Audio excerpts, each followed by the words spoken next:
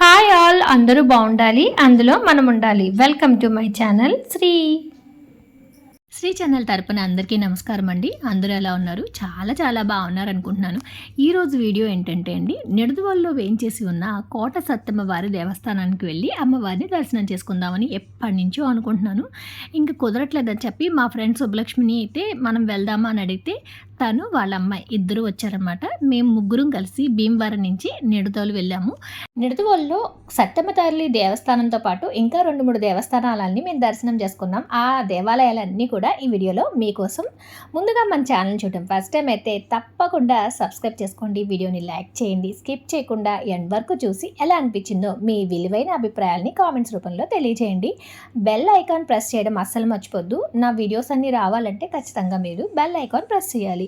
భీమవరం నుంచి 9 గంటలకి నిడదవోలు వెళ్ళే పాసింజర్ ఉందండి. జంక్షన్ నుంచి ఈ పాసింజర్ కనుక మనం ఎక్కామంటే 1 గంట లోపు మనల్ని అయితే నిడదవోలులో దించేస్తుంది అనమాట. కరెక్ట్గా ఇక్కడ 9-10 నిమిషాలకి ట్రైన్ ఉందన్నమాట. ఈ ట్రైన్ ఎక్కి మేమైతే నిడదవోలు బయలుదేరిపోయాము.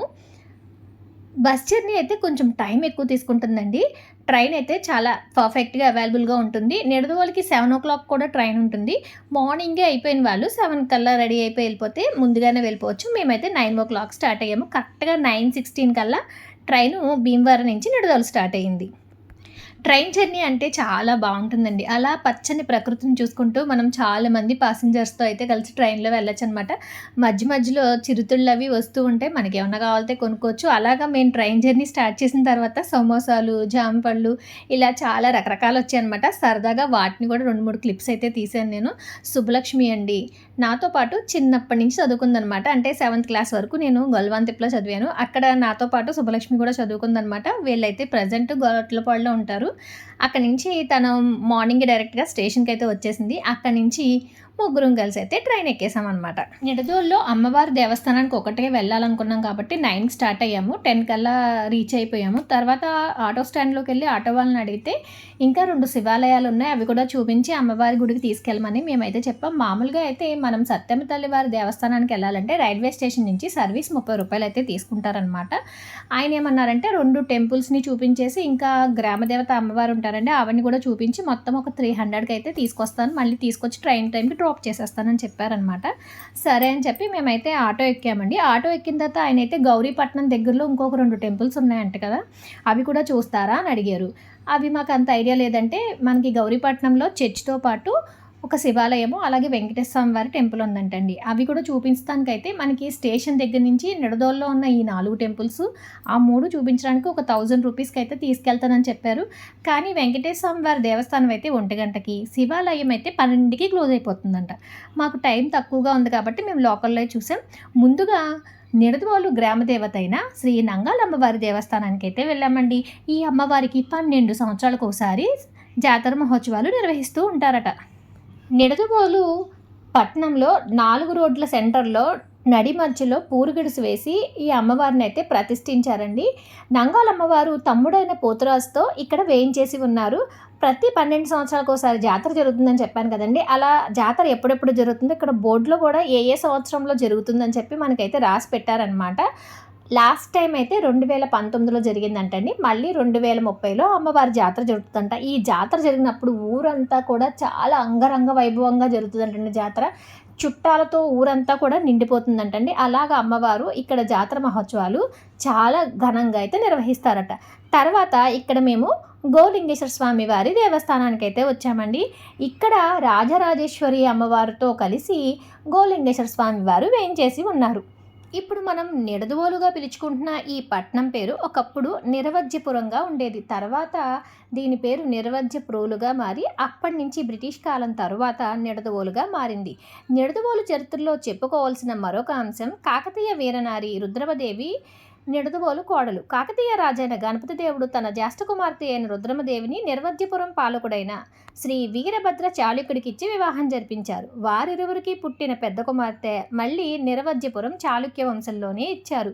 ఇదే చాళుక్య కాలంలో నిర్మించిన మరో ఆలయం శ్రీ గోలింగేశ్వర స్వామి వారి ఆలయం. ఇక్కడి స్థల పురాణం ప్రకారం రాజుగారి గోమందుల్ని గోపాలకుడు రోజు మేతకు తీసుకెళ్లి మళ్ళీ తిరిగి తీసుకొచ్చి పాలు తీసేవాడట. ఆ గోవుల్లో ఒక గోవు ఎప్పుడూ పాలిచ్చేది కాదట. అసలు ఏమవుతుందా అని చెప్పి తెలుసుకోవడానికి గోవుతో పాటు అడవిలోకి వెళ్ళినప్పుడు అక్కడ ఆ గోవు ఒక పొదల్లో తన క్షీరాన్నంతా కూడా వదలడం ఆ గోపాలకుడు చూసి ఏంటి ఏముందా ఇక్కడ అని చెప్పి ఆ పొదల్లో చూడగా బ్రహ్మసూత్రం కలిగిన శివలింగం అయితే కనిపించిందంట. ఆ విషయాన్ని రాజుగారికి చెప్తే రాజుగారు ఆ శివలింగాన్ని బయటికి తీసి ఇక్కడ ఆలయ నిర్మాణం చేపట్టారట. ఆ దేవస్థానమే శ్రీ గోలింగేశ్వర స్వామి వారి దేవస్థానం. పురాతన దేవాలయం కాబట్టి ఈ ఆలయంలోకి అడుగు పెట్టగానే మనసంతా చాలా మానసిక ప్రశాంతత అయితే నిండిపోతుందండి. ఒక ప్రశాంతమైన అనుభూతి మనకు కలుగుతుందనమాట. ఇక్కడ కొన్ని స్తంభాలను చూసినట్లయితే అప్పుడు పురాతన కాలంలో నిర్మించినటువంటి కొన్ని స్తంభాలను అయితే ఇక్కడ పెట్టినట్టున్నారు. తర్వాతి కాలంలో ఈ గుడిని మళ్ళీ పునర్నిర్మాణం కూడా జరిగిందండి. 1961లో మళ్ళీ పునర్నిర్మాణం చేశారట. ఇక్కడ స్వామివారు బ్రహ్మసూత్రం కలిగి ఉంటారనమాట. బ్రహ్మసూత్రం కలిగి ఉన్న శివలింగాన్ని దర్శనం చేసుకోవడం ఎంతో పుణ్యఫలం అని చెప్పి మనకి చాలామంది ప్రముఖులు అయితే చెప్తూ ఉంటారండి. గోలింగేశ్వర స్వామి వారి దర్శనం మీరు కూడా చేసుకోండి. పక్కనే నాగేంద్ర స్వామి వారు కూడా వేయించేసి ఉన్నారండి. ఒకవైపుగా స్వామివారికి శ్రీ రాజరాజేశ్వరి అమ్మవారు అయితే కొలువుదీరి ఉంటారు. ఇక్కడ అమ్మవారు అయ్యవారు కూడా భక్తుల కోరికలను వెంటనే తీరుస్తారట. ఇక్కడ ఆలయ దర్శనం చేసుకున్న వారికి తప్పకుండా వివాహము అలాగే సంతానము కలుగుతుందని చెప్పి ఇక్కడ పండితులు అయితే మనకి చెప్తున్నారనమాట. నిడదవోలు గ్రామంలో ఆలయాలు దర్శనం చేసుకున్నప్పుడు తప్పకుండా శ్రీ గోలింగేశ్వర స్వామి వారి దర్శనం కూడా చేసుకోండి. చాలా పురాతనమైన ప్రాశస్త్యం కలిగిన దేవాలయం అండి. ఇక్కడ మనం లోపలికి అడుగు పెట్టగానే ఎదురుగా జ్ఞానబుద్ధుల్లో ఉన్న శివయ్యని చూడగానే మనసుకు చాలా ప్రశాంతంగా అనిపిస్తుంది. ఇక్కడ చాలా ఉపాలయాలు కూడా ఉన్నాయండి. కాలభైరవ స్వామి వారు కూడా వేయించేసి ఉన్నారనమాట. శ్రీ రాజరాజేశ్వరి సమేత గోలింగేశ్వర స్వామి వారి దర్శనం సమాప్తమైందండి. ఇక్కడి నుంచి తర్వాత దేవస్థానం ఏమిటంటే శ్రీ బాల త్రిపుర సుందరి దేవి సమేత సోమేశ్వర స్వామి వారి దేవస్థానానికి అయితే వెళ్ళామండి. నిజంగా శివాలయాలు ఎక్కడున్నా కూడా చాలా ప్రశాంతంగా అనిపిస్తుంది అనమాట. అంటే శివాలయ దర్శనం చేసుకోగానే మనకి మనసుకు చాలా ప్రశాంతత అనిపిస్తుంది అనమాట. అలాగా ఇక్కడ బాలసుందరి సమేత శ్రీ సోమేశ్వర స్వామి వారి దర్శనం కూడా అలాగే అనిపించిందండి. నిడదవోలును పూర్వకాలంలో నిరవజ్యపురం అని పిలిచేవారు కదా, అలా ఎందుకు పిలిచేవారో తెలుసుకుందాం. 11వ శతాబ్దంలో తూర్పు చాళుక్యుల 2వ విక్రమాదిత్యుడు గొప్ప యుద్ధాలు చేసి తన రాజ్యాన్ని విస్తరింపచేసేవాడట. అయితే ఆ యుద్ధాల్లో మరణించిన వారి పాప పరిహారార్థం 108 శివాలయాలు కట్టించి నిరవజ్య అనగా పాపములు లేనివాడు అని బిరుదును పొందాడట. అతని పేరు మీద నిరవజ్యపురంగా ఈ ఊరికి పేరు వచ్చిందటండి. 108 శివాలయాలతో పాటు విష్ణువాలయాలను కూడా నిర్మించడం జరిగింది. అలా నిర్మించిన 108 శివాలయాల్లో ఈ సోమేశ్వర స్వామి వారి దేవస్థానం కూడా ఒకటి. దశాబ్ద కాలంగా శివ పంచాయతన క్షేత్రంగా ఈ దేవాలయం విరాజిల్లుతుందండి. ప్రతి నెల కూడా చాలా బాగా పూజలు నిర్వహిస్తూ ఉంటారు. ప్రతి మాస శివరాత్రికి కార్తీక మాసంలో ప్రత్యేకమైన పూజలు నిర్వహిస్తూ ఉంటారు. అలాగే అప్పట్లో నిర్మించిన ఈ దేవస్థానాన్ని తర్వాత దేవాదాయ శాఖ వారు భక్తుల సహకారంతో పునర్నిర్మాణం చేశారండి. ఈ దేవాలయంలో ఎన్నో ఉపాలయాలు ఉన్నాయన్నమాట. ఇక్కడ విష్ణువాలయం ఉంది, అలాగే సూర్యనారాయణ దేవస్థానం ఉంది, దుర్గమ్మ వారు, వినాయకుల వారు, ఇలా రకరకాల దేవతామూర్తుల ఉపాలయాలు అయితే ఈ దేవాలయంలో వేయించేసి ఉన్నాయన్నమాట. ఈ దేవాలయంలో శివరాత్రి, కార్తీక మాసము ప్రత్యేకమైన పూజలతో పాటు బాలా త్రిపుర సుందరదేవి వేయించేసి ఉన్నారు కాబట్టి దసరా నవరాత్రులను, అమ్మవారికి సంబంధించిన ప్రతి పండుగను, అలాగే ఇక్కడ వేయించేసి ఉన్న నాగేంద్ర స్వామి వారికి ప్రతి మంగళవారం అభిషేకము, నాగుల చవితి, నాగ పంచమి, సుబ్రహ్మణ్య షష్ఠి, సూర్యదేవునికి రథసప్తమి, విష్ణుమూర్తికి ఇష్టమైన ధనుర్మాసం, గణపతి నవరాత్రులు, ఇలా ప్రతి పండుగను కూడా చాలా బాగా అయితే ఈ దేవాలయంలో నిర్వహిస్తూ ఉంటారండి. పురాతన దేవాలయం కాబట్టి ఇక్కడ సోమేశ్వర స్వామి వారి దర్శనం చేసుకోగానే మానసిక ప్రశాంతత కలుగుతుందనమాట. ఎందుకంటే పురాతనమైన దేవస్థానాల్లో ప్రాశస్త్యము అలాగే అక్కడ మహిమ కూడా మనకి ఎక్కువగా ఉంటుందన్నమాట. అందుకని తప్పకుండా నిడదవోలు వచ్చిన వాళ్ళు ఈ సోమేశ్వర స్వామి వారి దేవస్థానాన్ని కూడా దర్శనం చేసుకోండి. మనకు గనక తెలియకపోతే ఆటో వాళ్ళకి చెప్తే వాళ్ళే చూపిస్తారండి. కాకపోతే ఏంటంటే ఎప్పుడైనా మనం జర్నీ పెట్టుకునేటప్పుడు ఏ ఏ దేవాలయాలు చూడాలో ఏంటో ఒక ముందుగానే ఎంతమంది వెళ్తున్నాం ఏంటి అనేది చూసుకుంటే మన ప్రయాణం అంతా కూడా బాగా సాగుతుంది. అలాగే చూడవలసిన దేవాలయాన్ని కూడా మనం చక్కగా చూస్తాం అనమాట. ఇక్కడ సోమేశ్వర స్వామి వారి దర్శనం అయిపోయిన తర్వాత సత్యమ్మ తల్లి దేవస్థానానికి అయితే వెళ్ళామండి. అలా అమ్మవారి దేవస్థానానికి వెళ్తే అసలు ఇంతకుముందు ఎప్పుడు నేను అమ్మవారి గుడిని చూడలేదు.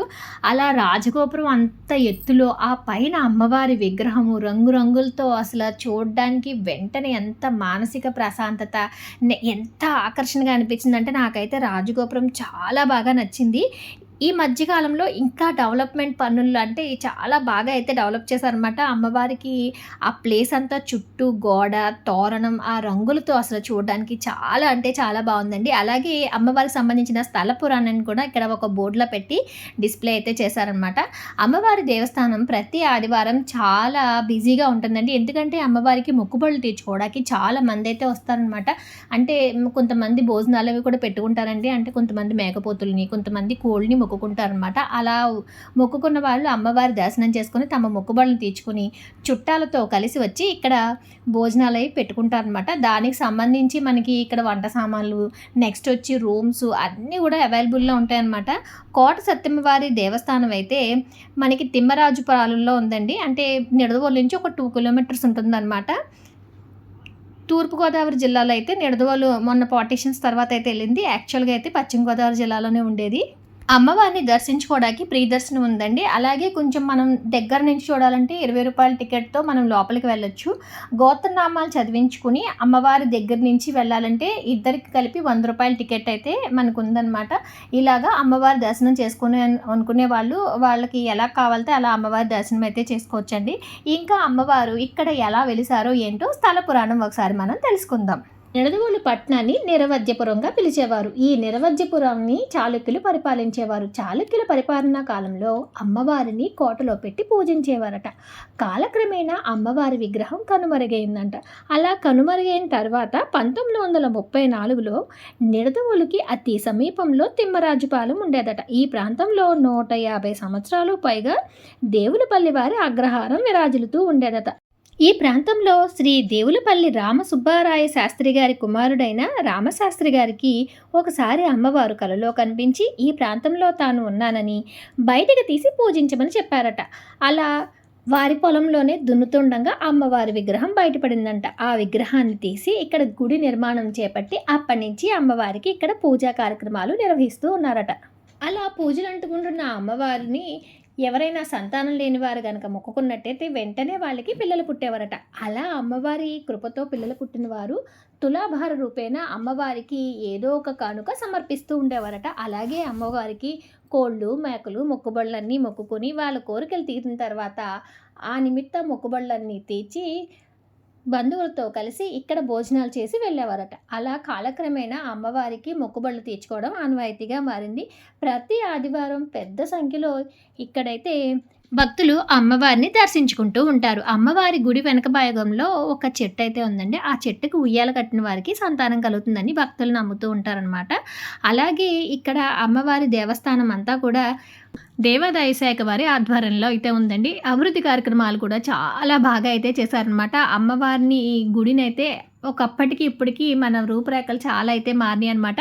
ముందుగా రాజగోపురం చూసినట్లయితే కళా నైపుణ్యత చాలా అందంగా కనిపిస్తుంది. అలాగే అందమైన రంగులతో ఆకర్షణీయంగా అమ్మవారి దేవస్థానం విశాలంగా చాలా బాగా అయితే ఈ మధ్యకాలంలో అభివృద్ధి పనులు అయితే జరిగినాయి. పిల్లల కోసం మొక్కుకున్న వాళ్ళు పిల్లలు పుట్టిన తర్వాత తులాభారం నిర్వహిస్తుంటారు కదా, దానికి సంబంధించి ఎదురైతే త్రాసు కూడా ఉందన్నమాట. అలాగే అమ్మవారి ఉత్సవమూర్తి కూడా ఈ ప్రాంగణంలో ఉంది. అమ్మవారి దేవస్థానం ప్రతిరోజు ఉదయం 6 గంటల నుంచి మధ్యాహ్నం 11:30, 12 గంటల వరకు అయితే ఓపెన్ చేసి ఉంటుందండి. తర్వాత మళ్ళీ సాయంత్రం 4 గంటల నుంచి రాత్రి 8 గంటల వరకు అయితే ఉంటుందన్నమాట. అమ్మవారి దేవస్థానం మూసివేసినప్పటికీ కూడా అమ్మవారి తలుపులు మాత్రం గ్రిల్స్లా ఉంటాయన్నమాట అండి. అక్కడి నుంచి అమ్మవారి దర్శనం అయితే చేసుకోవచ్చు. ఇక్కడ అమ్మవారి విగ్రహానికి ఒక ప్రత్యేకత అయితే ఉంటుందండి. అమ్మవారి విగ్రహం నల్లరాతి విగ్రహంతో అలంకరణ అది కూడా చాలా బాగుంటుంది. అమ్మవారి మొహం మొత్తం కొంచెం నొక్కులుగా ఉన్నట్టు ఉండడం ఇక్కడ విగ్రహం యొక్క ప్రత్యేకత.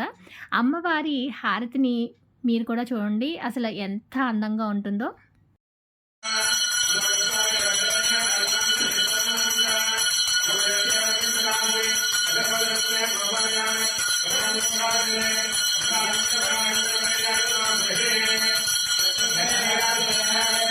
ఇప్పుడు మీరు చూసిన వీడియో అయితే కొన్ని సంవత్సరాల క్రితంది. ప్రెజెంట్ అమ్మవారి హారతి కూడా చూసేయండి.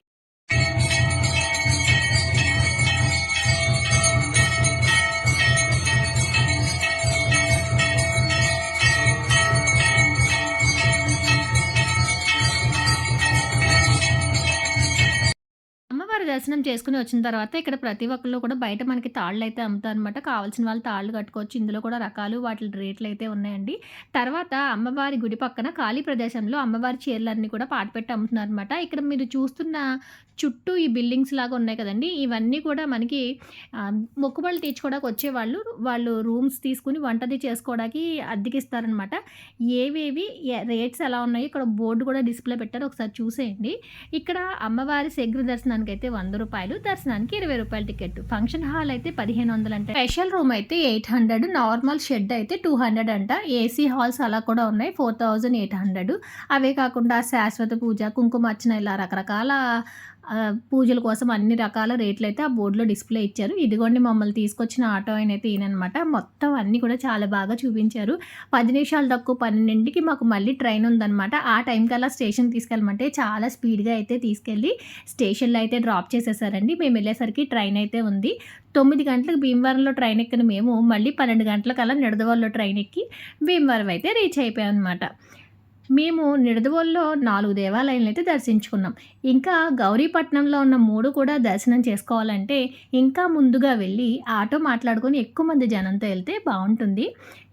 నిడదవోలులో దిగిన తర్వాత రైల్వే స్టేషన్ నుంచి నంగాలమ్మవారి గుడి, గోలింగేశ్వర స్వామి వారి దేవస్థానం, సోమేశ్వర స్వామి దేవస్థానం, అలాగే మన కోట సత్తమ్మవారి దేవస్థానం, గౌరీపట్నంలో ఉన్న ఇంకా మిగతా 2 టెంపుల్స్ అన్నీ కనుక మనం ఒకేసారి వెళ్ళాలంటే రూ. 1000 ఇస్తే సరిపోతుందంటండి. అలా కాకుండా ఓన్లీ మేము చూసినట్టయితే 300 అయితే ఇచ్చామనమాట. ఇలాగా ఆటో రేట్ అయితే ఉంటుందన్నమాట. దేవాలయాలకి వెళ్ళేటప్పుడు ఇంచుమించుగా ప్రతి దేవస్థానం 12 లేదా 1 గంట మధ్యలో అయితే మూసివేస్తారండి. మళ్ళీ ఆఫ్టర్‌నూన్ 3 గానీ, 4 గానీ ఓపెన్ చేస్తారు. మీరు వెళ్ళే ముందు ప్రతి దేవస్థానం యొక్క క్లోజింగ్ టైమ్స్, ఓపెన్ టైమ్స్ అయితే తెలుసుకొని వెళ్ళారనుకోండి దర్శనాలన్నీ కూడా బాగా జరుగుతాయి. నిడదవోలు వెళ్ళిన వాళ్ళు దేవాలయాలు ఏమేమి ఉన్నాయో తెలుసుకోవాలంటే ఈ వీడియోలో మీకు నేను చెప్పినట్టు ఈ దేవాలయాలు అయితే ఉన్నాయి. ఇవే కాకుండా మనకి నదీ తీరంలో కొన్ని దేవాలయాలైతే ఉన్నాయట. వాటినన్నిటిని కలిపి చిన్న కాశీ అని పిలుస్తారంట. అది కూడా చూపించమంటే చూపిస్తారు. కాకపోతే ఒడ్డున అలా లైన్‌లో చిన్న చిన్న టెంపుల్స్‌లో అయితే ఉంటాయన్నమాట. ఇదండి వీడియో. మీకు ఎలా అనిపించిందో కామెంట్ సెక్షన్‌లో తప్పకుండా కామెంట్ చేయండి. ఇప్పటి వరకు ఛానల్ సబ్స్క్రైబ్ చేసుకోకపోతే సబ్స్క్రైబ్ చేసుకోండి. Like, share also. Thank you for watching.